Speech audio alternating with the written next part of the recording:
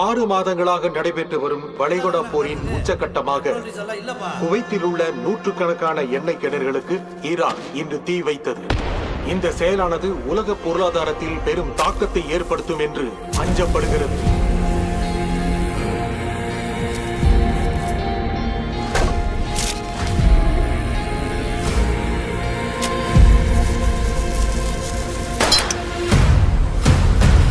திங்கக்கிழமை ராத்திரி ஒரு பேங்க் கதவை உடைச்சு உள்ள போய் திருடி இருக்கான்.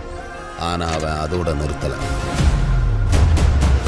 அடுத்த நாளே பட்ட பகல்ல இன்னொரு பேங்குக்கு போய் கொள்ளையடிச்சிருக்கான்.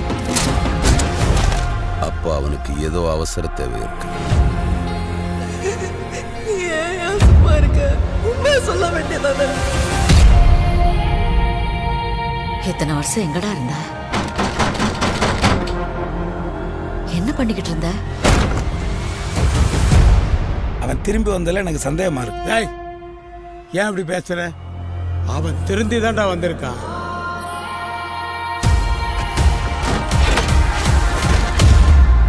எங்க போயிட்டு வர?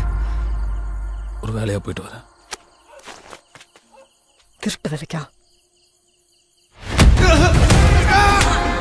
எனக்கு பணம் வேணும்.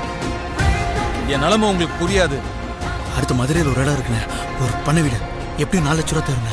அப்படின்னா அவன் திருப்பியும் திருடலாம். ஓட்டு ஓடிக்கு வந்து ஓட்டு பிரிச்சு இறங்குறது தவிர வேற எந்த அளவு தெரியாது எனக்கு. என்ன பண்ண சொல்றேன்? இல்ல, கண்டிப்பா திருடுவான். மீதி பணத்துக்கு என்னென்ன பண்ணுவ? எல்லா பக்கமும் போலீஸ் இருக்காங்கண்ணே. ஓடவா விடுறாங்க.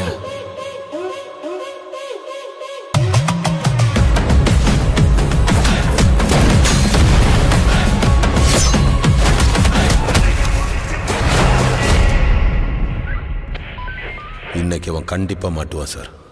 ஒன்னு உயிரோட இல்ல போனமா.